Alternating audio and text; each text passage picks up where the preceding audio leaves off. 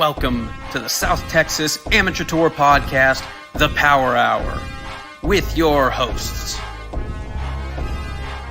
Travis Salkowski, Dustin Hassan,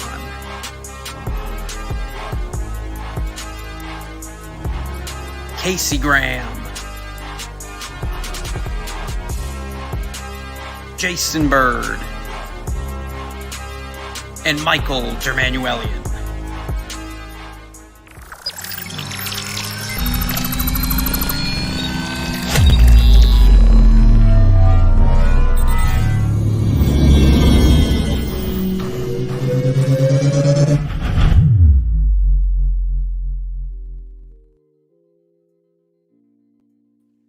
Good evening, South Texas Am Tour. Welcome to the Tour Power Hour. My name is Mike Germanuelian. It is Tuesday night, 8:30, March 14th, Pi Day. Happy Pi Day to everybody. Fun show for you guys tonight. Going to be highlighting the weekend at Mission Del Lago. Course was in great condition, great shape, a lot of good golf played. We'll be talking a little bit about that. Talking to a couple of our winners from this weekend, talk about how they managed around that golf course, playing 75% of it dead into the wind, and how they were able to play and put up some good scores. And we'll talk a little bit about some of the things going on around the tour, what's coming up over the next couple of weeks, and some fun new announcements. Before we dive into all that, let's go ahead and bring in the boys. First and foremost, let's bring in Jason Bird. Jay Bird, what's going on, buddy? Not much. Well, man of so many words. Then we'll just jump right into bringing in Travie. Travie, yeah, I mean, come on now. Not much. We got not much going on. We have so much going on, everybody. It is Tuesday night. It is Pi Day. It is 3/14, March the 14th. I have no idea what episode we're on, but I know we're in season 2. Hey, That's Travis. all I know. Yes, sir.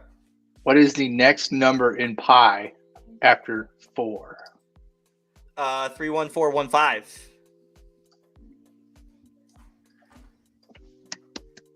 There you go. Thanks. Stats and numbers, baby. Stats and numbers. Not good Nerd. at reading and writing, but great at math and science. That's this guy. That's how you get paid. STEM, baby. That's right. It was very difficult for me as a student to sit still and read or write. But I'll tell you what, I can whip through math. I can whip through stats. Task Force runs on stats and numbers. I love bell curves. You hear me say it all the time. Yes. Happy Pi Day. MD, how are you, bud? It's Tuesday. I'm in the Yeah, middle of right. the week. Here we are. But you know what? I'm here. Let's talk a little golf. Let's talk about Mission Del Lago a little bit. So I'm ready.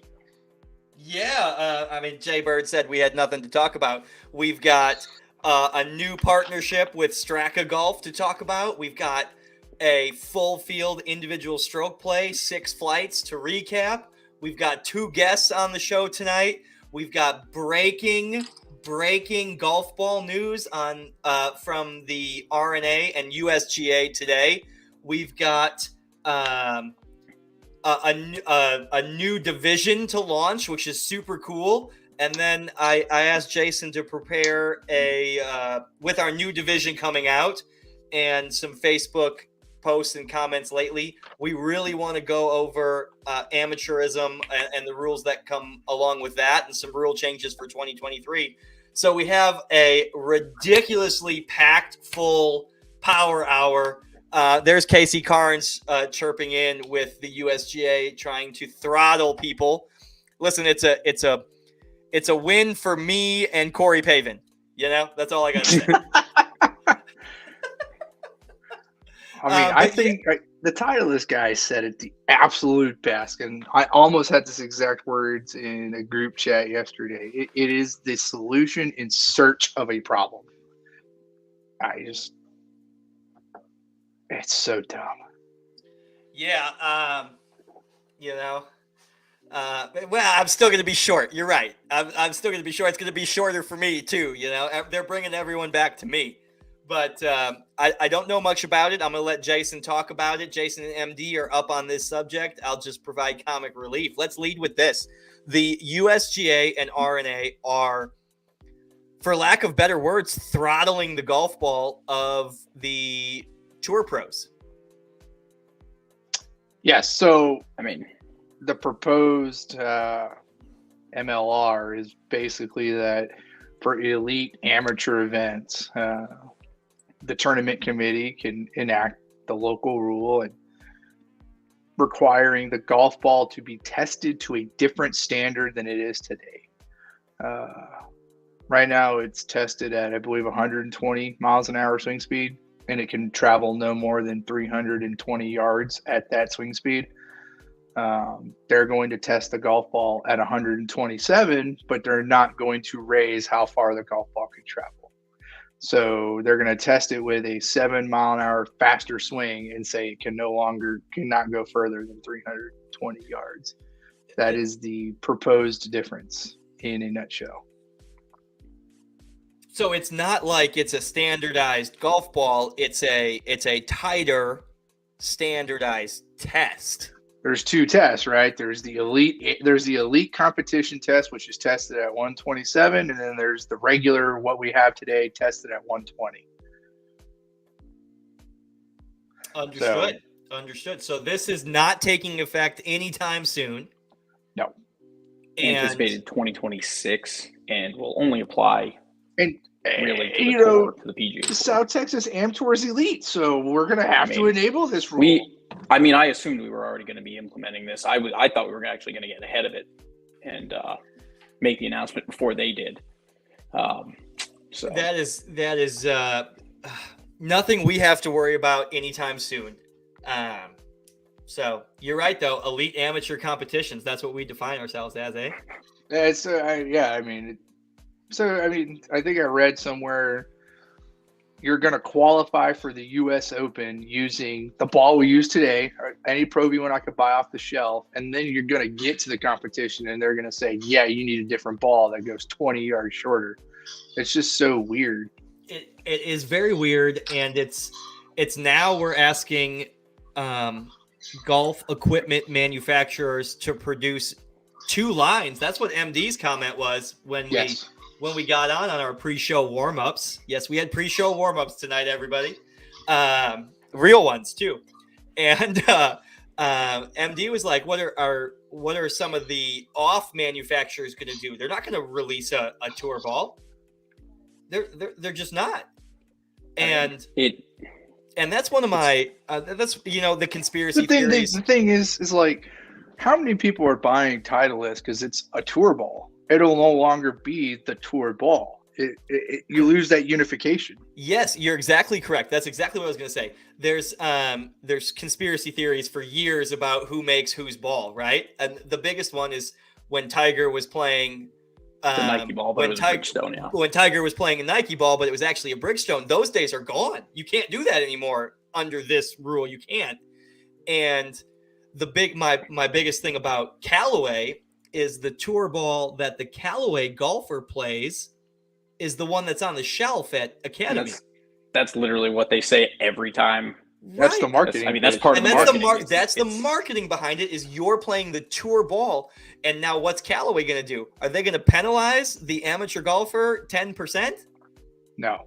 Well, now they're not. It goes one of two ways, right? You put all your R&D into the pro ball, and hopefully people will want to play the same brand, at least, that the pro is playing that's winning, or pros are going to lose sponsorships because now it's no longer fruitful for Titleist to sponsor a pro because they're not playing the exact they're not same. selling the ball. They're not and selling then the ball. how many manufacturers aren't going to want to go through casting and molding and all that stuff for two separate lines? It's not even it's not even a want. It's not even about a want. It's about can they even afford millions to do that? And millions of nobody. dollars. And let's talk pandemic for a second here. Nobody's caught up on golf ball manufacturing yet.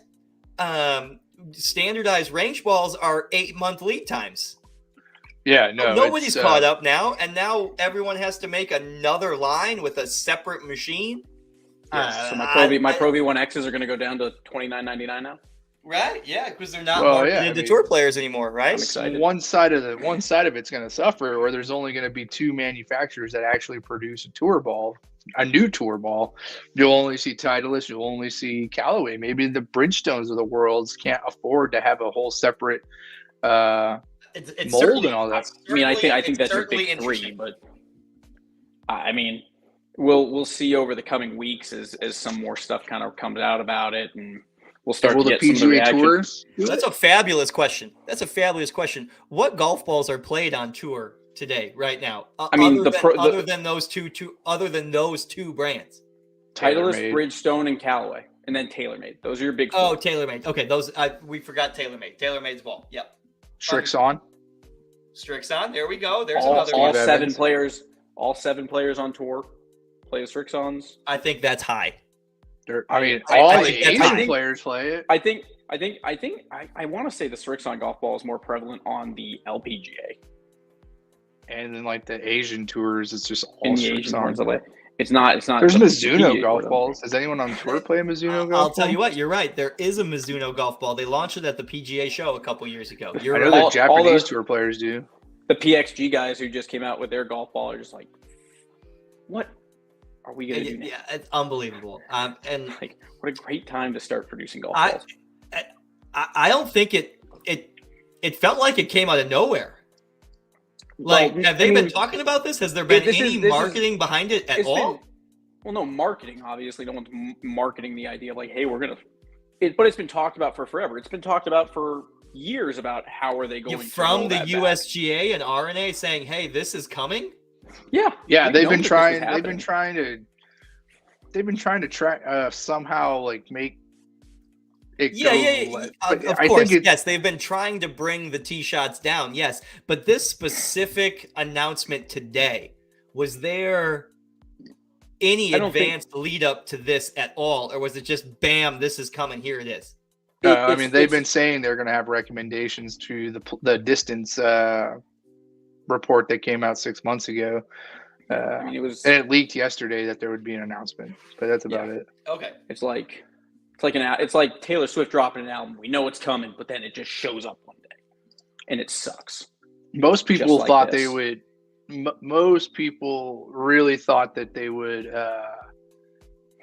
attack the driver and make there be less MOI and a higher CT on pro drivers, which would have been easier for manufacturers to do than an entire golf ball, because all a manufacturer has to do is make the face just a little bit thicker on a driver, and you make it less forgiving and less distance. So they could design the exact same drivers and just produce one little piece of that driver just a little bit different, and they would be almost identical, except the pro driver would just be just a little bit shorter. But for some reason, the surprise here is that they went after the golf ball itself.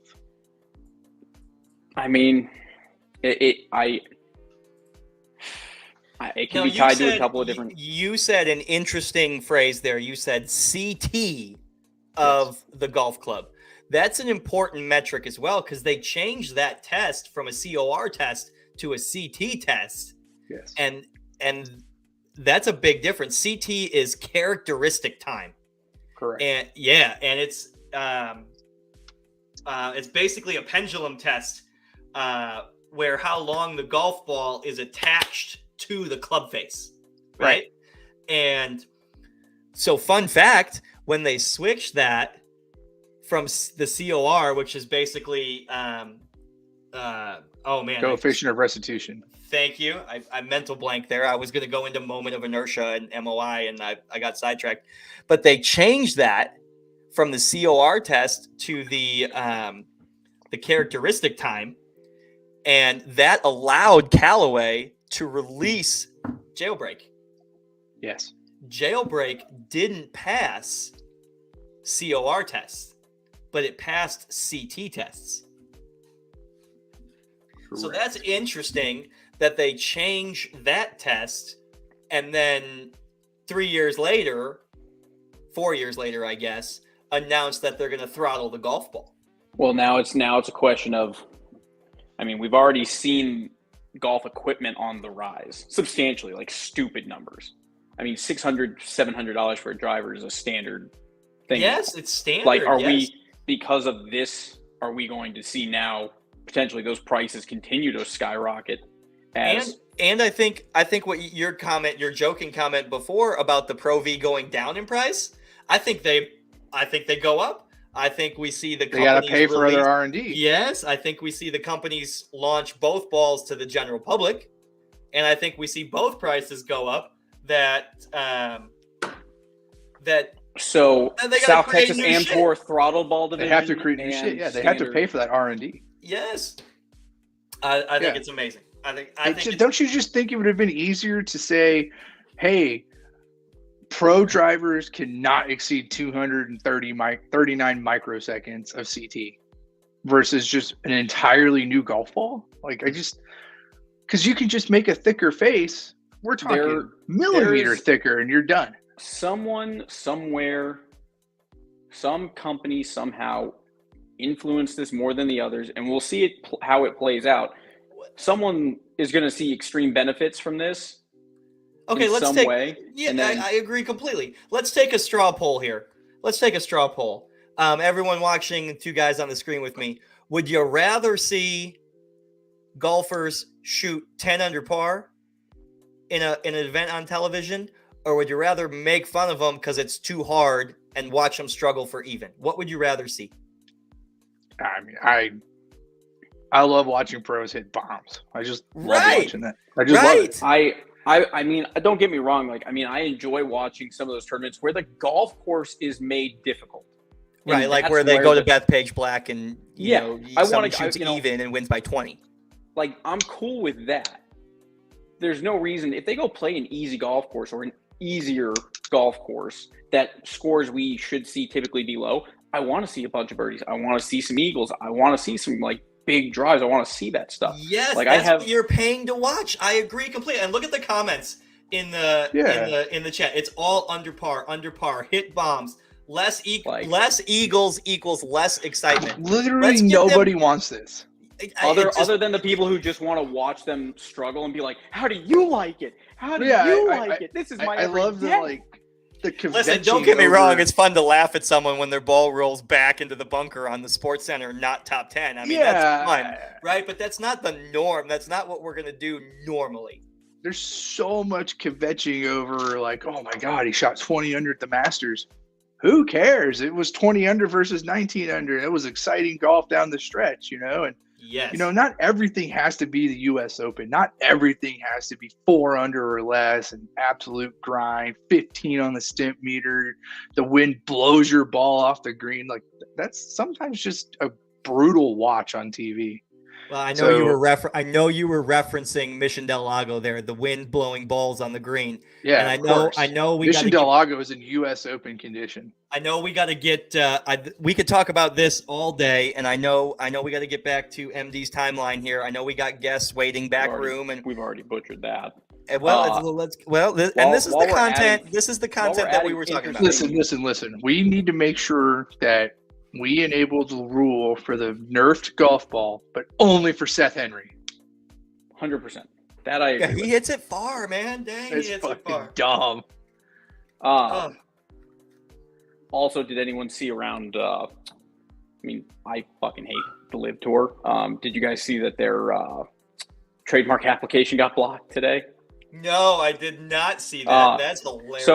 So they can't. So I think it's absolutely hilarious, and I apologize because now I'm getting off on a tangent. But I hate the Live Tour, and I just think it's funny that one, they can't get their trademark application done because of a nightclub in Miami, and they can't even get their Twitter certification, or they can't get their Twitter verified because there's a girl who has who I don't remember. I think it's a girl or it's some school or something like that. That's like it's a girl in the UK. Her name's Olivia. Yeah, that's right. Her handle, because she's a golfer, was Live Golf. Yeah, and so they can't. And the nightclub sued because the L was too close. They didn't ask for permission. It's too close. That's awesome. I love it. I just enjoy seeing those things too.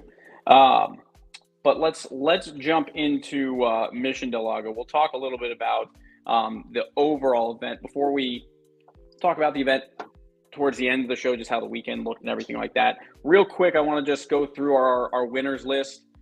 Just highlight our winners. I agree completely. Before we bring on a couple of our winners here joining us tonight.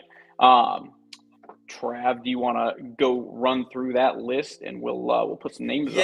Yeah. I'll do my best. Normally this is Dustin's segment, but I'll do my best. Mission Del Lago this past weekend, South Texas Amateur Tour, Alamo City Golf Trail Division, Spring Event 5. This event was originally supposed to be at Willow Springs, and due to our Rockstar partnership with the Alamo City Golf Trail, we worked together and got it to Mission Del Lago away from Willow Springs. Willow Springs needs a little bit more time for those course conditions to become tournament ready or tour ready, bunker renovations, some green issues, stuff like that. But we were happy to be at Mission Del Lago this past weekend with a 20 mile an hour north wind on that course is brutal. But MD, you go ahead. I'll do my best. I know this is Dustin's segment usually, and he does it so well. I'll try to fill his Hondo shoes. Hondo shoes. Oh, we're gonna go in order. We're gonna go in order. Go. Okay. Yeah, go in order, and I have the names in order. I have it all in order either way. So okay, so we're gonna start with Championship Flight. We'll start on the gross side. 3-way playoff for the gift cards, all at even par, and that tells you how hard Mission Del Lago was playing when Champ Flight is at even par. And it is 3 players, Seth Henry, Sean Vidal, and Jeremy Jaramillo, all shot even par, and that victory cookie goes to Seth Henry, even par, winning that scorecard playoff. There he is. We're going to talk to Seth Henry in just a minute on the show. He's backstage waiting for us. So we're going to go through the rest of the flight winners, the victory cookie winners. Shout out to the Cake Place and More, our victory cookie sponsor, with Laura Lewis. There's her contact information. You can find her on Facebook at The Cake Place and More. She's tagged in a bunch of our Facebook posts. The cookies were awesome this weekend, as always. Shout out to Laura Lewis and The Cake Place and More. Championship Flight net. 67, 4 under par, 1-shot lead over Roman Ramirez, 2-shot lead over Casey Graham. Mike Torres, 5 under par, 67, brings home the victory cookie for Championship Flight net at Mission Del Lago. We're cruising on. We're going to First Flight. First Flight gross. Jolly Shackelford has a 3-shot lead over second place Baldo there, holding up the number 1. Jolly Shackelford, his second win this year at Mission Del Lago. Loves the South Side. Loves Mission Del Lago. First Flight net was Tim DeHoyas. He's not pictured. We apologize. He had to bounce. We didn't get a picture. We've seen him enough. We've seen him a couple other times. Victory cookies this year. That was a 3-shot lead for Tim DeHoyas over Michael St. Clair in First Flight. Second Flight was won by the Alamo City Golf Trail own Winter Flores. That is our first victory cookie for a stroke play event to a female golfer. She was competing in Second Flight. She won a scorecard playoff over the net winner, Bradley Gilbert. Bradley Gilbert shot net 6 under 66 to bring home the victory cookie on the net side. There he is right there. He's going to join us later in the show, I believe. Maybe it'll pay to be his caddy now. Do you think he gives you 10% of the cookie? I thought that was a really cool Facebook post, and we're going to talk about that a little bit on the show, a little bit, how real that was versus how passive aggressive that was. I know it was great. I thought it was great. Moving on, Third Flight. We're halfway done. We had 6 flights, 130 golfers at Mission Del Lago. Moving up, Third Flight, gross side, Kevin Davidson, 77. Hockey sticks in Third Flight is great. That'll be his last time in Third Flight. He had a 5-shot lead there. A 3-shot lead over Tim Smith on the gross side there. He's moving on down in the handicap parameters. And Third Flight net was won by Tim Smith, 6 under, 3-shot lead over STX Am Tour ambassador Greg Graff with a good showing there. Yeah, Tim Smith, congratulations. 66, 6 under par at Mission del Lago. Deep breath. That entire segment was in one breath for me right there. Here Perfect. We go. Fourth flight on the gross side of fourth flight. We've got Mike Peel ripped off an 84 for a 1-shot lead over the net victory cookie winner, Matt Tomerlin, who is not pictured. He also had to go. So Mike Peel, congratulations. 84, solid for fourth flight. Fifth flight, Jeremy Bartlett, 91. Jeremy Bartlett, 91. Victory cookie, thumbs up. 91 was good for a 3-shot lead over Giovanni Ortiz and a 4-shot lead over second place gross Morgan Graff. MG. That is Morgan's first gross gift card. I think that's really cool. We had a female golfer place on the gross side and a female golfer win a net cookie on the net side. Now, I know that was super fast.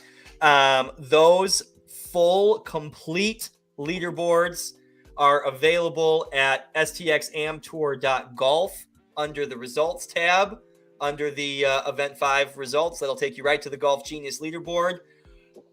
Or that Golf Genius leaderboard is also posted on our Facebook page, STX Am Tour on Facebook. Trav, can we address one comment? Sure. Steve Evans wants to know what the odds of the next event moving from Willow, and we're happy to say that it is moving. We have moved it to Northern Hills. That is official. That will be updated on the website sometime this week. That event is next to open for registration. We currently have 2 events open for registration. Stroke play on the 25th of March at Olmos Basin, and a 2-person 4-ball best ball event at Brackenridge Park on April 16th. The next event to open will be the April 30th stroke play event that is moving from Willow Springs to Northern Hills. You heard it here. Stephen Evans, Jason Bird read your mind a couple days ago and said, hey, we got to do something. Here we are trying to provide the best tournament conditions to our full fields. And I went out there. Northern Hills is still in great shape, and so it was a no-brainer. I will tell you what, as long as we're straying off topic just a little bit, there are 2 spots left. 2 spots left for Olmos Basin on the 25th. And do you know why this is really cool? MD, this is really cool. It will be the largest stroke play field ever. And Jason and I are projecting 7 flights. Yes. We will have 7 flights. Yes. How cool is that? That's not even a projection. We will at this point have 7 flights. Someone's gonna be, as Joel Damon would say, 6th flight gross winner. That is correct. That is correct. Someone's got to be 70th best in the world. Someone's got to be 70th best in the world. I think it's great. I think that's so cool. I was going over the times with Jason today, and we were, doing the math on sunrise and sunset and intervals and starter times and all of that operational stuff that goes into projecting fields, which goes into creating inventory on the website store, and all of that stuff ties back. And we were like, holy crap, we're going to have 7 flights at Olmos Basin. So I think that's cool news tonight as well. For stroke play? That's crazy. Man. All right, guys. Well, we are a little bit behind, so I'm actually going to bring on Seth and Brad Gilbert together. Oh, a dually interview. I love it. And I am going to jump backstage, so I'll give you guys let them interview each other. Just let them interview each other. But let's go ahead and bring out a couple. Wouldn't that be hilarious? Wouldn't that be hilarious? All of a sudden, we're just in the middle of it, and the 3 of us disappear and leave them talking. I think that would be great. Like, see how you like it. See how easy it is. Yeah, here you go. Bam. Let's go ahead and welcome Seth and Brad to the show, guys. What's going on? What's happening? What's going on? Seth and Brad, thank you so much for joining us. Looks like Brad's at work. He's like in a what's cubicle. What's Oh, going on? he is at work. I mean, it's 9:00 on a Tuesday. Brad, what are you doing? I feel his pain. I hit a quick 9 at almost base, and then I came back. So okay, sneaking in those practice rounds. Good shout out. I like that. It's almost in good shape. How's it looking out there? Oh, it's in great shape. That's my favorite form. Yeah. I like the word "great" there. We were talking a little bit about course condition at Mission Del Lago on last week's show, and I am happy to say that Mission Del Lago not only delivered an awesome tournament experience, but it was good, and not just good for Mission. It was good. Seth, Brad, we'll start with Seth. Talk a little bit about the course conditions and how they played a role in your victory cookie this week. We'll start with Seth, and then we'll go to Brad. Compared to the few times I've played Mission before this tournament, the greens were always okay, but I think this go around they were rolling pretty true. They're pretty quick on some holes, so I tend to think I putt better on quicker greens. So I enjoyed the greens that are healthy, and you could get a lot of spin out of the ball there, versus putting through some of the Poa annua that's been known to plague some of those greens at certain times of the year. So and most of the fairways, I mean, if you found the fairway, they're decently healthy as well. There was grass, yeah, heck yeah. And I even thought the rough was pretty challenging around the green complexes. Yeah, no, it wasn't too bad. I think overall, considering this time of year, it was an 8 out of 10 for sure. Okay, I love it. I love Brad. Same question. Course conditions relative to your round. Yeah, no, I agree. I think the greens were in amazing shape. I had 5 3-putts, and it was just I couldn't. I'm just not used to putting on greens that fast. They were just in great shape, and then some of my tee shots were just running through where typically they'll stop, but they just kept running through. So I mean, overall, Mission Del Lago was in great shape. I really enjoyed it. Seth, we have a question from a comment section there. How do you feel about getting covered on hole number 11 by 3 other folks? Oh man, so my dad, he was caddying for me essentially, and I got myself into some I wouldn't say trouble. I was kind of behind one of the trees on the right side of the fairway, but I had a 9-iron in, and I knocked it to about 30 feet. But I told him on that hole I needed an eagle because I finished the turn at 2 over, and so I ended up draining a 30-footer or something like that for eagle.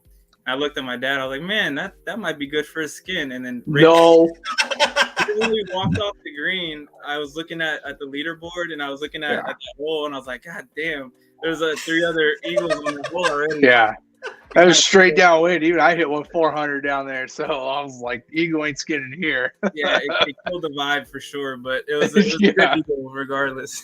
Well, so that hole downwind's nuts. Hole number 11, you said you turned at 2 over, and then made a good par on 10. 10's a tough hole for me. I hate that tee shot because I'm cutting it towards the pond now, right? I don't like that very much. But how that could have carried the pond in the wind. Yeah, maybe with a left dash I could have. Yeah. And I think you could have carried it with any golf ball on the planet. People were putting a green side on number 10. Oh, okay. Well, thanks. That's a big compliment. Thank you. I know I've been hitting it past you 25% of the time. Yeah. Hashtag paradigm. Seth, let's talk about that eagle a little bit. You said you looked at the scoreboard after that. Were you where were you on the leaderboard when you looked at the leaderboard after the eagle? Where were you? I think because after the eagle, it put me at even, and I think Jeremy was at 1 under, so I think that put me tied for second with I think Sean at that point. So I knew there was a couple decently easy birdie holes coming up, so I figured if I could just maybe sneak in a couple birdies by the end of it, I'd at least have a chance to win it. But yeah, I think I was sitting second after the eagle at that point, 1 stroke back. So I was just like, don't have any blow up holes and just, finish strong with a couple birdies, sprinkled out throughout the last couple holes, and I might be all right. And but yeah, the eagle definitely helped with the confidence finishing. And then the same question, Brad, scoreboard watching. Do you do it? Do you not do it? How do you manage a round when you know you're playing well and you're going to be close? Yeah, typically I will watch the scoreboard, but I'm kind of glad I didn't, because I know Jeremy Simlinger was like 3 under through 5 or 6 holes. I probably would have gotten my head at the time, but I didn't look at it all the whole round. And I was actually, 3 over through 5, and then I birdied 6 and 7. And, if I was out there by myself, that's where the caddy came into like really help me out, because if I was out there by myself after birdieing 2 in a row, I would have been like, what's the course record? Like, what's my, best friend? Oh, snap! Brad Gilbert. Like, Brad Gilbert clipped Seth by a stroke on the front 9. Oh, yeah, got him. Over on the front. But yeah, I would have got ahead of myself way too far. And if and I'm kind of torn between watching the leaderboard and not watching the leaderboard. But I think my strategy moving forward is just not watching it and just, trying to do the best I can. So back to Seth and Bird, you jump in here. I'm on a roll, so you just jump in when you want to cut me off. I'm jumping in. Let's go. Let's continue talking about scoreboard watching, because we haven't talked about it a lot, and I think it's a really cool factor that the tour has, is live scoring, and gives you the opportunity to know where you're at. So Seth, question for you. Did you know you needed to birdie the 18th hole to force that scorecard playoff? Because you birdied 18 to force the scorecard playoff and then won the 3-way scorecard playoff. So did you know? Walk us through the 18th hole. Walk us through the flagstick going in on 17. Walk us through the thought process the rest of the way. Well, I gotta backtrack a little bit, because I was sitting at even on going through the par 3 after number 11, and I birdied the 13th hole, and so from Good there birdie. I was under, and then that's a good birdie into the wind. And then somewhere along the line, when it came to the par 3, so I was sitting like 1 under.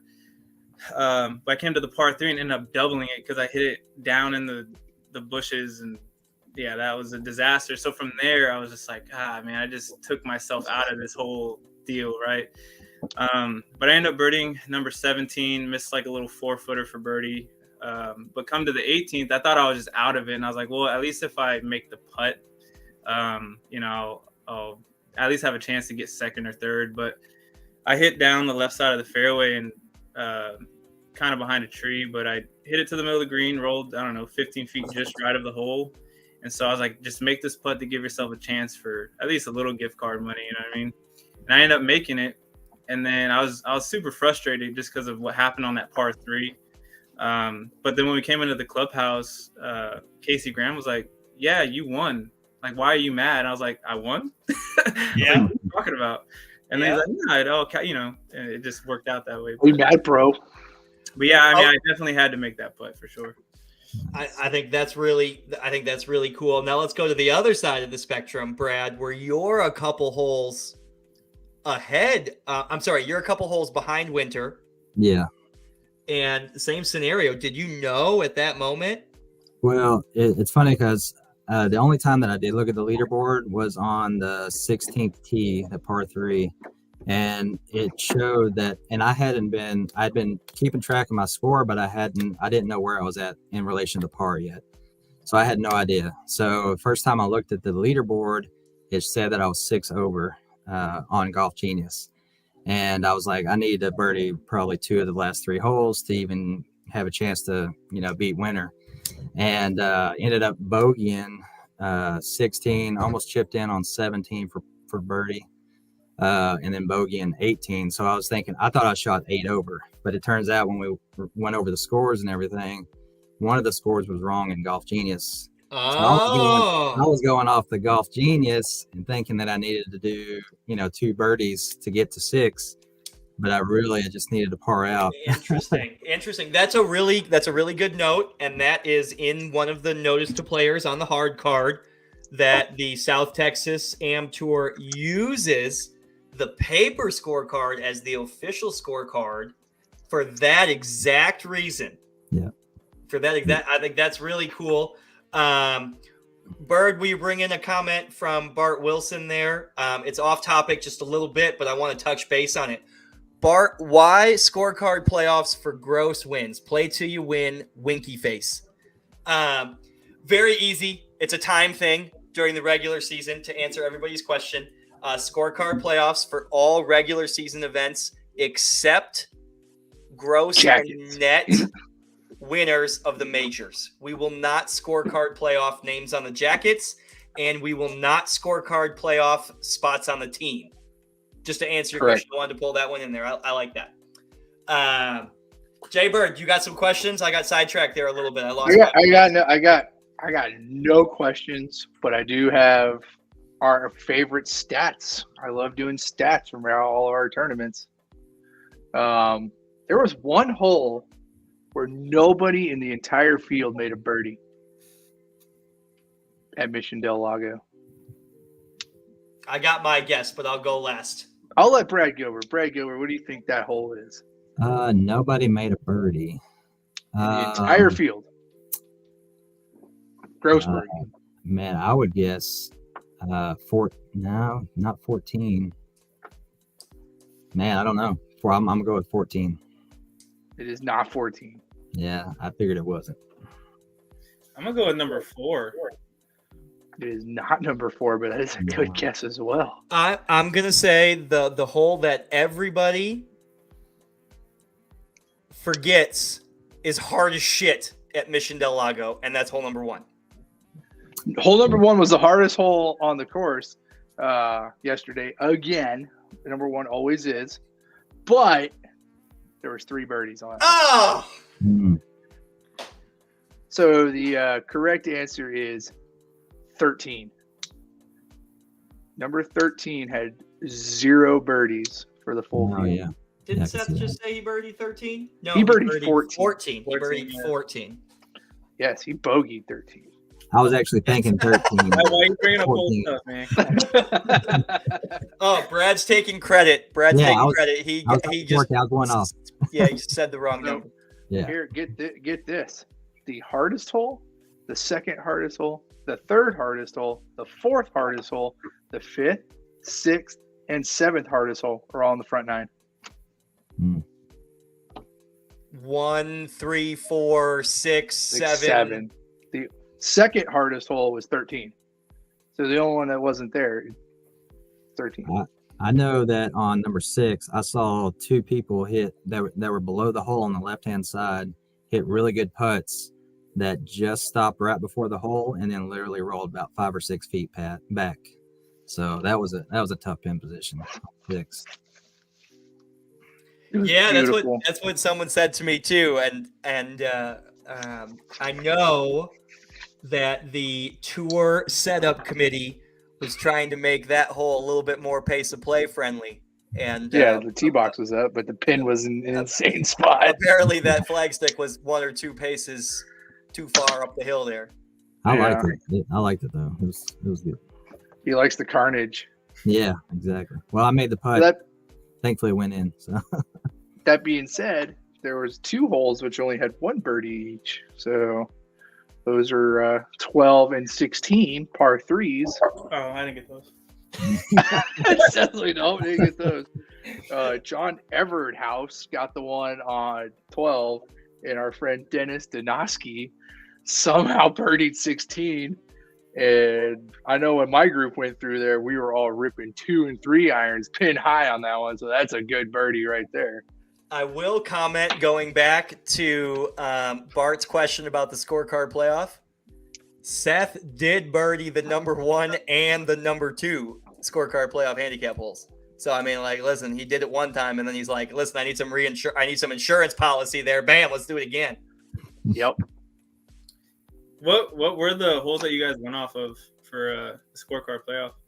3, then 14. Oh, well, there you go. Yep. even though it was probably number 1 and number 13, just based on the wind, right? Just based on the wind. Yeah, number 3 played the third hardest. But I'll tell you what, driving around marshaling a lot, it felt like every hole on the front 9 played into the wind. Well, that's why 6 of the hardest holes are on the front 9. It felt like every hole on the front 9 played into the wind, and not just a little bit into the wind. I guess maybe 2 felt downwind a little bit. If Seth wants us to walk us through his bogey there, he can. But I was playing Army golf. I was left, right, short, left.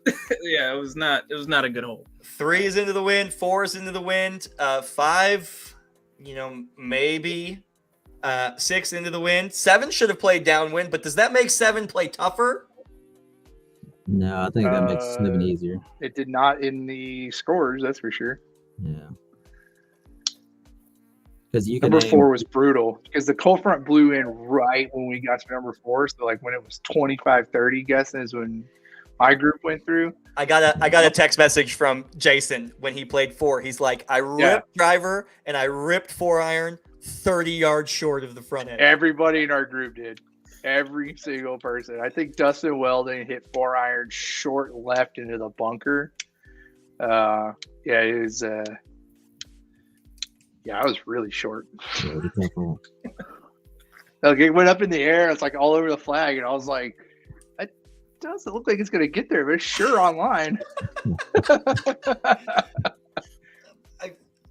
The north wind on that course is by far the more difficult of the 2, and man, it flexed its teeth. Actually, one of the banners broke in the wind.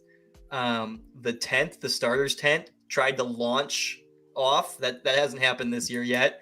So, I mean, those were tough conditions. I was really happy with the way Mission Del Lago played. I love the course conditions. I thought the pace of play was pretty okay for the course conditions that we got with the wind. Would have liked to see it a little bit better, but not terrible. Way better than Monster Day. So, I mean, way better, 30% better than Monster Day. Yeah. So that feels great. Jay Bird, you want to swap places with MD if MD's got questions for these guys? Sure.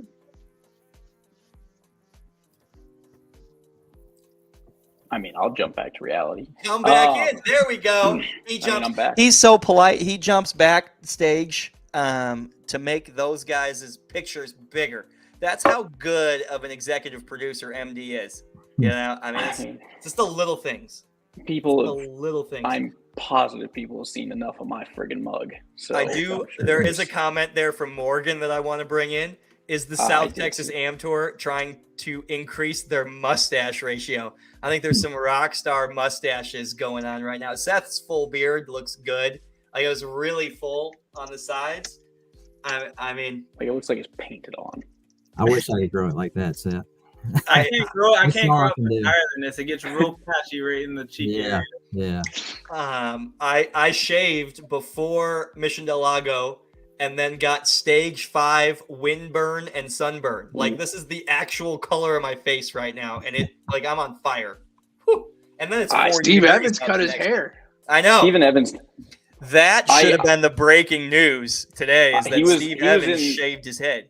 He was in line behind me getting golf balls, and I knew it was him. I had seen him post a picture, so I knew he cut his hair, but I specifically turned around just to be like welcoming him as if he was like a new player to the tour, because I'm just like, no one's going to know it's you. Until you talk, you look, I don't like Travis can cut the flow now too. Well, listen, I'm going to go back. I'm going to go find a picture of Travis from back then. I will say that no, I'm not going to say that. Steven Evans was kind of my inspiration, and I was visibly shaken on Sunday morning when I greeted Steven Evans. I thought you were going to quit the tour. I almost canceled the whole thing. He almost burned it down. I still don't know what Never to say. meet your heroes. if anybody scrolls through Facebook pages and sees photos of me with short hair, it's amazing how much fluffier I look. I'm working on short grabbing hair. that picture right I now. know you are right now, so I'm trying to get ahead of it. Yeah. I need to get the picture in his mom's house from high school. That's the one we need to get. Oh my goodness. Oh God, why do we have that? It's been 2 seasons and that's the first time that's come up. I've been dreading that moment. I've been holding that one in. I got that picture somewhere. Somebody's got that photo. It's brutal. I have the standard 1996 bowl cut down the middle, long hair. Got that picture taken at JCPenney in the mall, baby. California bleach blonde, like just stereo. That was so bad. Oh my goodness.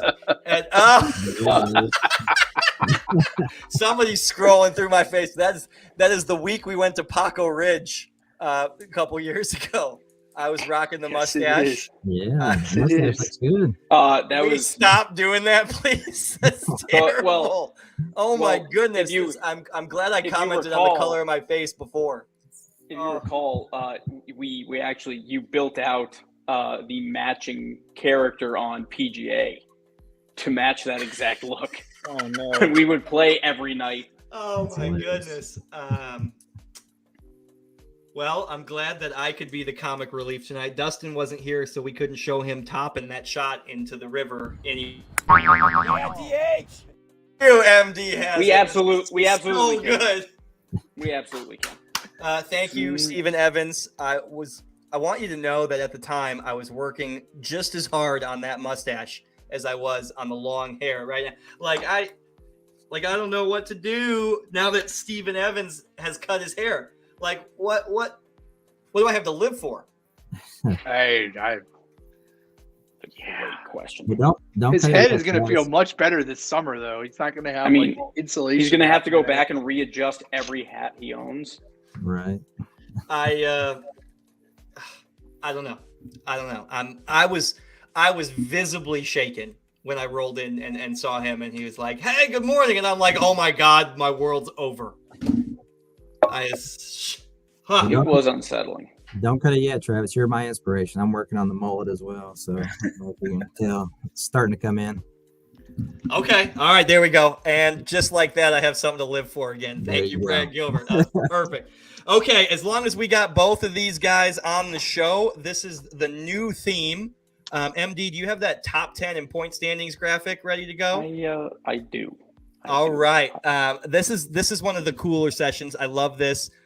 This just went up on the website. With Brad Gilbert's net victory cookie win, he propels himself up 5 spots. Wow. T1 on the leaderboard. I think that is on the list. Cool. Willie Nichols, good enough. Good enough showing at Mission Del Lago to stay tied 1. Micah Carroll, first place last week, drops 2 spots to 3rd. Tim DeHoyas up 7 into the top 10 with his net victory cookie. Mark Kacheski down 4. Stephen Evans drops from 4th to 6th. Morgan Graff up a spot, tied 7, alongside our very own chief people person, Dustin Hassan. The biggest mover of the top 10, Jolly Shackelford, up 9 spots to, up 12 spots to number 9. And look, for the first time in a minute, we've got Graff in the top 10. Gregory Graff up 4 spots to 10th. I mean, Morgan just went from standing Steve to threatening him in the comments. Oh, Brad Gilbert, congratulations. I think that's so cool. That is cool. I didn't realize that. It's only been on the website for 35 minutes. 30 minutes, yeah. Yeah. What else is on the website for 35 minutes? We'll get there. And the next 2 events, double points. So opportunities to start separating. You're saying I can make it to the top. Well, the reason... there's the question right now. All of a sudden, BG, Brad Gilbert, on the top of that leaderboard, You have to pay his caddy more. He doesn't watch the scoreboard. So well, we saw Micah and Mark put that graphic back up. Let's talk about points differentials here. Look at the up 5 and the up 7. Brad Gilbert, Tim DeHoyos.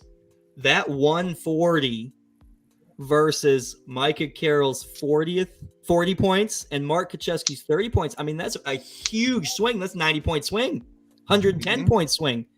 And Top Micah, to bottom, that's what, 105? Yeah, Willie Nichols, Micah Carroll, and Mark Kacheski were the T1s last week. Now, Willie's been there. Willie made the team in the spring season last year. He knows what it's like and how hard it is to stay in the top 3. And I know for sure I had a conversation with Micah on how it was different being number 1 in the point standings. Brad Gilbert, is this your first time being 1 in the point standings? What's going through your mind right now in real time, live on television? Yeah, no, it's awesome because it is definitely the first time. And the last 2 years, I've actually been in pretty good position going into the playoffs. But during the playoffs, I've really played my way out of it. Like I just was not playing good. And like last year, I think I was maybe 7th in the points going into the playoffs. I didn't do well the first round. Won the flight the second round, which jumped me up to 10th or 11th or something like that going into Brackenridge weekend. And I just played my way out at Brack, and that was very disappointing. And so it seems like the only way I'm going to make the team is if I secure one of these seasons. So that's the goal is just stay first. Well, if you ain't first, you're last. Yeah. Right? If you ain't first, you're last. Like fine dining, like Applebee's. It's the halfway point. Yeah. We just put event 5 in the books, 10 events in spring season. Seth coming off a win. Are we going to see more of Seth Henry in Champ Flight going forward? I sure hope so. I mean, I got to say, life comes around full circle after knocking all the trophies off the table and then winning the first low gross that's great. stroke play, you know what I mean? So I hope we secure a couple more of those. That's a great story. Well, I mean, hell, let's talk about it. I mean, that's a great story. 3 years ago, Seth was working with me at San Pedro for the trail at the time. And it was Monster Day at Mission 3 or 4 years ago. And I asked Seth to play with Ian Parnaby as the celebrity team. And Seth, the awesome employee that he is, says, "Yeah, Trav, I'll go play Monster Day as the Beat the Celebrity team, of course." And it was the year before COVID. And we were handing out the season awards from the year before at Monster Day, and they were on this cute little table with this nice presentation. It had some tears on it. I mean, it looked good. And it was in the cart staging area, ready to hand out during opening announcements. And we were running late, and I was going to do it. I announced everything, but I didn't hand out the awards because we were going to do it at the scoring area because we were running late for the shotgun start for Mission Del Lago's Monster Day. And the person in front of Seth and Ian's golf cart, that team walked, and there was nobody in the cart in front of them in the cart staging area during the shotgun start, right? So what does Seth do? What would you do, Brad? You put the cart in reverse to try to get around the cart in front of you, right? Yeah, of course. Seth did not realize, or he realized and did it on purpose. We don't know. After he put his golf cart in reverse and hit the gas pedal, he plowed over the table with the trophies. Plowed it. Right? That I don't want to relive that anymore. But yeah, the thing, I don't know why you put the table in between all of the carts. Second off, it was like 2 feet behind my cart. After I hit it, I realized. Yeah, but yeah, I put it in reverse, thinking, all right, I'm gonna get around the cart in front of me. I just hear a thud, and I waited for a second. I heard all the crashing, all the trophies, and It I was- just put my head on the steering wheel. it was- like, In oh my crescendo God. too. It was so comical. It was so comical. He hit the table, and then you could see him know what happened, and then it was crash, crash, crash, crash, crash, crash, crash, crash. It was like a cartoon. Yep. Every single trophy on the table broke. Everyone. Sorry, Greg. That's a good story. We don't have to relive it anymore. Congratulations, you guys. MD, do you want to bounce back in? Do you have any last minute questions for these guys before we let them get back to their Tuesday evenings? No, I am all good. I have been enjoying watching the show. Seth Henry, first flight gross winner. Brad Gilbert, second flight net victory cookie winner. First place in your hearts and first place in the point standings. Brad Gilbert is. Guys, thank you so much for joining us. Anything else you guys want to say? Any questions for each other? No, thank you guys for having us. I appreciate it. Yeah, we appreciate everything you guys do for the tour, man. I want to be around people who take pride in what they do, and that's the main reason why, I love the tour because of y'all's hard work. So really appreciate it, and thanks for having us. Well, thank you so much, Brad. Brad Gilbert, Seth Thanks, Henry, Brad. everybody. Thanks for joining us. Thanks for Thanks, joining, guys. guys. Have a good night. Later. See you guys. Yeah. Maybe. Maybe. Got him. Beep. Gone. Gone. All right. That was cool. Thank you, Brad Gilbert. Thank you, Seth Henry, for joining us. What a cool segment that was. I mean, that was awesome. Yeah, Brand I new agree. range balls in Good call, San Greg. Pedro. And yellow. I'm glad the trail went back to yellow on the range balls at San Pedro because you can now find your golf ball behind number 2 green.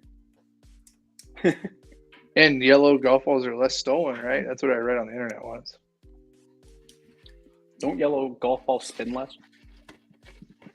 Isn't that a thing too? Is that why Casey plays them?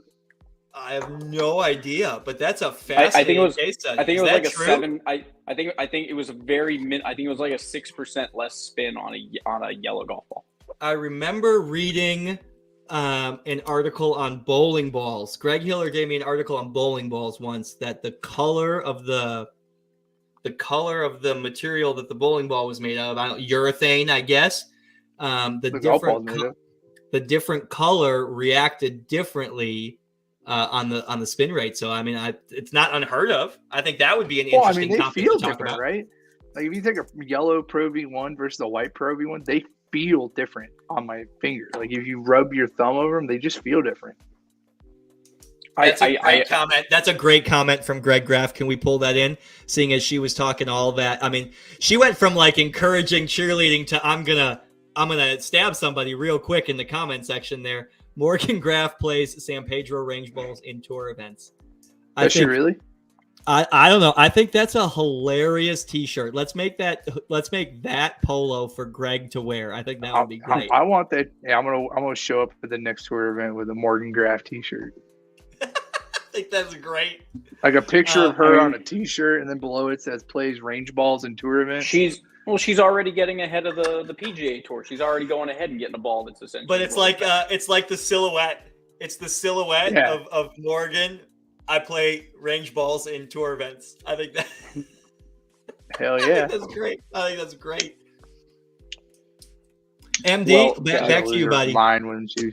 I mean, so we've got I think really only 2 things left to cover. I wanted to have you or Bird talk about our new partnership a little bit, and I've got the thing that will pop up here for it, and then talk about the other addition to the website.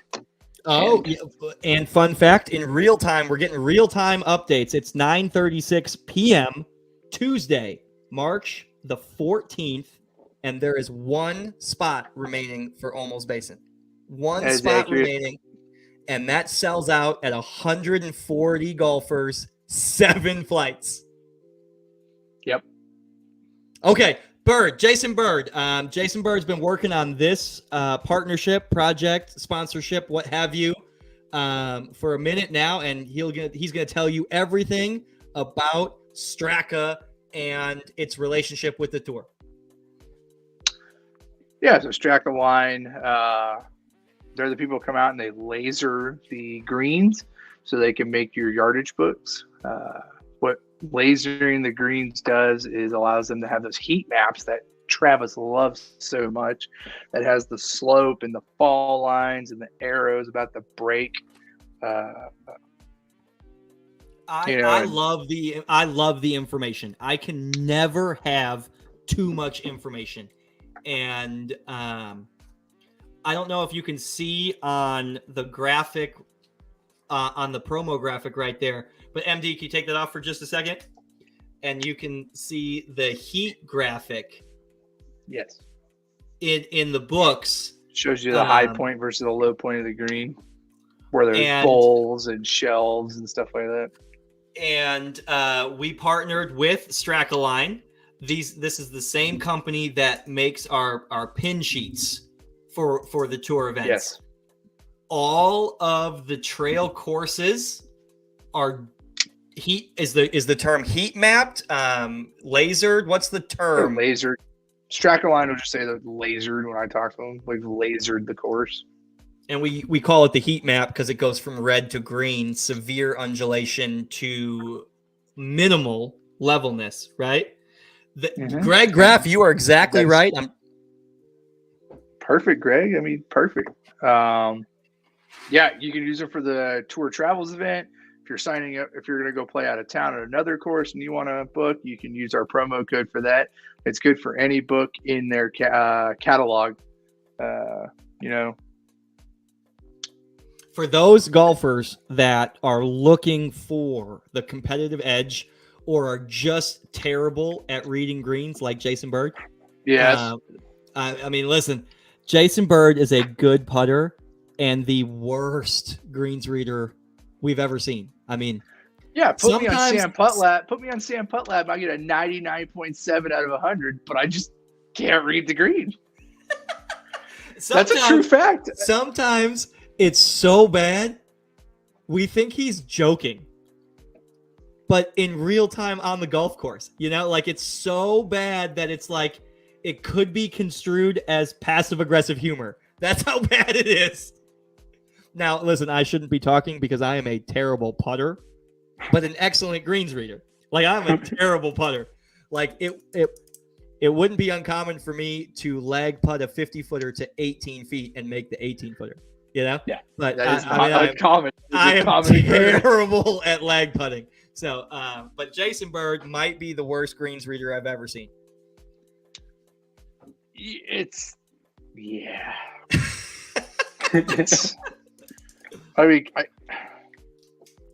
Especially on Bermuda. Like, we go to Kohler, I putt pretty good out there because I don't have to worry about any of that bullshit grains or anything like that. It's like I can look at that slope, that one's higher than that one. All right, it's going that way.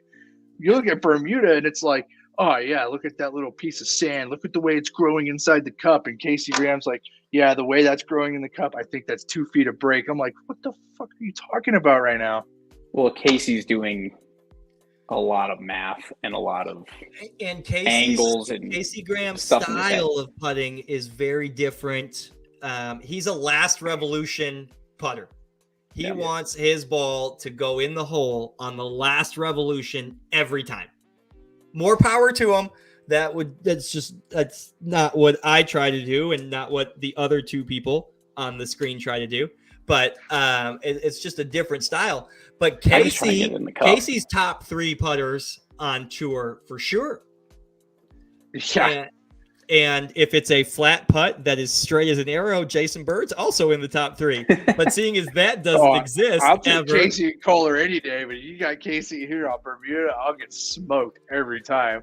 But we just talked about 7 flights at Olmos Basin. The middle flights, first flight through 5th flight, are so compact. If you're looking for a competitive edge, this just may be it. And 20% off, unlimited uses, Jason. Yeah. we went back and forth with them, and they said, what I tell you, I just want to bring value. I see that you've lasered all of the trail courses, and I think, it would be a good partnership. And he's like, yeah, let's do it. He kind of took our first offer, right? I mean, I guess we could have asked for more at that point. It makes you feel shitty. I'm just trying to get a discount code that just like done. We're just trying to get tools to tour golfers, and I mean, maybe we could have gotten a little bit more, but it's not like we gave away the farm, But I don't know. I hate when the first offer is accepted, because it's like, maybe you could have given me. I think this is really cool. The link will be up on the website sooner rather than later. That link will be in the notice to players and the newsletters going forward. What's the turnaround time, Jason Bird? If somebody were to click and use that promo code today, how fast is that turn time on those yardage and greens guides? I think they ship basically the next business day, and then they ship ground, so they usually get here in 2 to 4 days. So if somebody orders one the week prior, they're going to get it for that tour event. Yeah, for sure. If you give them at least 5 or 6 business days to process and ship, you'll get it for sure. They're perfectly legal for the tour. That was important for us. We had to make sure they were legal. You can use the books all day. You can use the books all day. They do have a companion app. The app is not tournament legal because it does other things other than just reading the greens and whatnot. But the books are 100% legal. You can buy the books and use them all day without any restriction. So. Sorry, I'm just checking my phone. MD was when we were on the screen with Casey. When we were on the screen with Brad Gilbert and Seth Henry, MD was sending me timeline text messages. He's like, 5 more minutes, bud. 2 minutes. Pick up your phone. What are you doing? What are you wearing? I'm sorry, bud. I was so into it. I didn't look one time. You're all good. Well, Strackline, this is a pretty cool addition. Something that's really unique, and I think everyone's going to be able to benefit from it for sure. I think whether it's tour travels, whether it's you're going to go play, maybe doing some other competitions throughout the year, and you're going to go play a course you don't know, or again, just taking that little bit of extra competitive advantage into a South Texas Am Tour event. You're going to take more chips and putts than you are tee shots. So as much as you can get from an advantage standpoint there. From a personal level there, let's talk mental game. The mental game of that book for me gives me something to do. Right? Everyone who knows me knows that I'm pretty ADD. Right? Right. Exactly. And let's throw in the H a little bit. I've marketed my ADHD as a strength, right? But sometimes it comes back, and it's difficult to maintain focus for 4.5, 5 hours on a golf course while I'm playing a competitive round. I'll pick up my phone. I'll get a text from work. I'll get a text from home. Anything else. But I'll tell you what, if I've got the yardage book to look at and to be that move when I need to do something, it keeps me engaged in the round at hand. It keeps me there much more. So you love your yardage, guys, that's for sure. I'm on it all the time. I love the information, and these things are top of the line on information. And they're great. Strackline giving tour golfers a 20% edge to their competitive advantage. Awesome job, Jason Bird. First of many to come for value for the tour golfers. First of many partnerships. I know MD has some projects working on with partnerships and sponsorships, and we hope to be launching many more of these partnerships soon. I think anything we can do to bring discounts on equipment and added value to the tour golfer, we're gonna take to heart and do our damnedest to bring it. Correct. Absolutely. And let's go ahead and close out the evening with the last big update, which I know Travis is excited about because he's been working on it all afternoon. I've wanted to do this for a long time, and I'm really, really, really excited to announce the addition of a new division. It is the South Texas Professional Golf Division, hosted in association with the South Texas Amateur Golf Tour. This is a professional golf division being added to the events of regular STX Am Tour events for playing, teaching, and other PGA golf professionals. The professional division serves to fill a void in South Texas for professionals to have single-day events with generous payouts. The professional division is not for amateur players that are used to the regular STX Am Tour events. This division and these events are for PGA professionals, your club head professionals, or your teaching professional, or declared playing professionals in the vicinity. Local and frequent events for these golf professionals can serve as an outlet for competitive spirit and the love of the game that made us all golf professionals in the first place. What's the last thing we all do as club pros? Is go out and play. They don't play. Doesn't. That's it correct. You don't get into the golf industry to play golf. Yeah, exactly right. And I'll tell you But most what, people think they did. and I've wanted to do this for a long time. I'm a PGA member in South Texas, and while I don't compete regularly in individual stroke play events, I used to play team events a lot, and they were always in Houston or deep on the north side of Austin. It was always difficult to get to. And the South Texas Amateur Golf Tour and the rebranding and the relaunching gave us a chance to create the professional division in conjunction with the South Texas Amateur Golf Tour. This is on the website. This is on the website now. This is on the website open for registration. These are small fields for professional golfers only. We can't stress that enough. We will not be allowing amateurs to participate in the professional division for the cash prizes. This is for professionals. If you tee off in that only. division, you are a pro. There are standard operating procedures listed in detail on the website. This is for your club professional. This is for your local PGA pro. That's a big question, Stephen Evans. I hope that they sell out and we don't need Trav to be number 24. You know, I promise you, Stephen, that I'd make 10 phone calls before that was me. I promise you.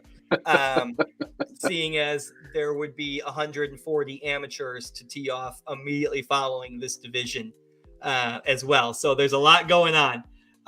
Thanks, Steven. That's very nice. I appreciate that.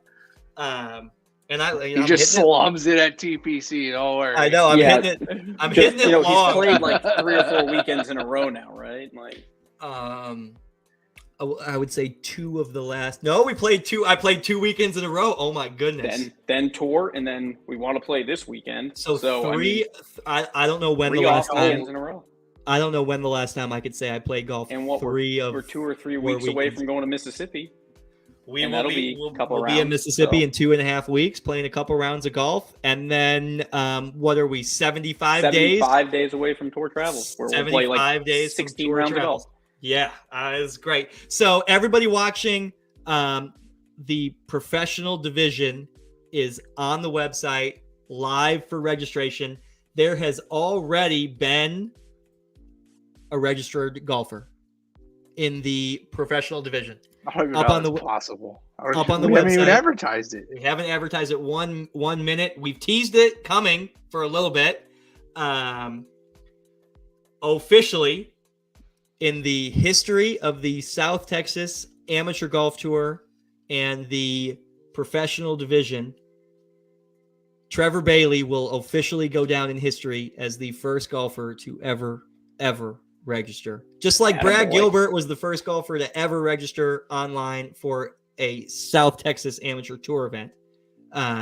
Trevor Bailey is the first professional golfer to register for the professional division. Thank you for watching, Trevor. Thank you for bird dogging the website all day. We couldn't be happier. We couldn't be happier. Dogging. Yeah, we couldn't be happier to get this out there. I've wanted to do this for such a long time, to really do something for the guys standing behind the counter, for the teaching professionals grinding it out on the driving range, for the assistant professionals working in bag rooms. It's nuts.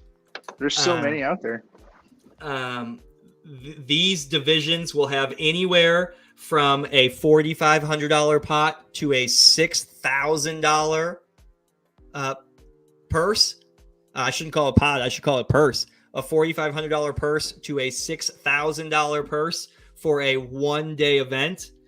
First place will always be over $1,500. Trevor, that's amazing. That's like we were talking about this with Greg Hiller at TPC a couple weeks ago, and his eyes opened wide, and he's like, "You mean we're gonna go to Brackenridge Park and you're gonna write somebody a check for $1,500?" And I'm like, "Heck yeah, that is the plan." Look at Jason. Look at Jason Bird's name, Jason Bird, not a pro. I love not that. a pro. That's great. That's a topic today too. The topic of amateurism was discussed on the range today. It was discussed in Facebook forums, and then it just happened to coincide with this announcement we were going to make 2 weeks coming. And I just can't believe that the topic of amateurism came up the day before we were going to announce it. Right, and we were talking with Greg Hiller at TPC a couple weeks ago, and he told me, he said it like this. He's like, "Trav, you only have to market it one time. And the minute you see the big check on the results page, you never have to market it again." Well, you better send him the link before it sells out. I mean, I've got a couple of guys up in Austin I've already sent them the link to it now that it's up. And this will be in conjunction with the South Texas Amateur Golf Tour. On the golf courses that we are playing already. And I think it provides a really cool spectator opportunity. Some of our flights are going to get the opportunity to see these guys tee off, to follow them around a little bit, and to get the chance to observe golf at the next level. I mean, we all view the South Texas Amateur Golf Tour as the home for amateur golf in South Texas, and this as a stepping stone to state and national events. And this is the next level. Casey, great question. It will be competing for the same purse, and we will follow the USGA recommendations on length during course setup for those, but it will be one purse. It will be male, female, and senior golfers competing for the same purse. So we will follow the USGA's tournament setup guidelines for yardage percentages for those two categories competing in the one. Unless Jason has something else to add there. No, that's what we decided. Yeah, there's not separate purses or anything like that. And, we're always about equity. So, yes, seniors and women alike and men. Professional division, I think the USGA and the PGA of America have the same recommendations for yardages. It's like 8% or something like that. So, and just to be clear, this is where people get confused. It's not 8% per hole. It's 8% total yardage. So when you add the total yardage of the golf course, it should be 8%. We're not talking 8% per hole. It's very possible all three divisions could play 115 yard number 15 at par 3, but then, one of the par fives is 50 Sure. yards shorter. It's total Sure, yardage, exactly. not per hole. Right. And that's a common misconception because I hear a lot of complaining about it from seniors and women and stuff like that. It's not. It's not. It's total yardage, not just one hole, individual hole. Yeah, I agree. Great question, Casey. Really, really excited to launch this division. I spent a lot of years behind golf shop counters. I spent a lot of time in teaching bays and not a lot of time playing when I was a younger assistant professional. And the fact that we get to create this little niche division in conjunction with the much, much, much larger core division of the South Texas Amateur Golf Tour is really cool. I think it's really cool. I agree. I'm excited to see who shows up. I'm just curious to see, which one of our club professionals, playing professionals from around the area, are gonna make it in to these events. I know Greg was excited, so we better forward it over to him so he can get in before it sells out. I agree completely. I just so much to talk about tonight. Sorry we ran late, guys, just a little bit. So much to talk about. We will table the professional/amateur definitions and rules conversation until next week. Because I have a feeling that that's going to be a longer segment, and we could talk about the golf ball a little bit. We could talk about amateurism versus professionalism and what defines each. And we'll table that conversation till next week. But man, Olivin, congratulations to all the flight winners from this past weekend at Mission Del Lago. Shout out to Clint Bach, the superintendent and general manager at Mission Del Lago. His staff was awesome, and the golf course was, awesomer. Awesomer. Awesomer. It was good. It was exciting to be at Mission Del Lago. Congratulations to the winners. Shout out to the staff at Mission Del Lago. Coming up next on tour, we have individual stroke play, double points, almost basin, March the 25th. As of just a minute ago, there was one spot left open for registration. I am refreshing right now just to see, unless Bird's got that up. Is there still one spot left? There's still one. You could be the 140th person, the last person. And open for registration, the April 16th two-person best ball tournament at Brackenridge Park. There's been a lot of signups there as well. There has been a influx, a ton. So not that much room left. And also open for registration, the brand spanking new April 16th professional division stroke play event. We have 3 events open for registration, including the new professional division. So cool.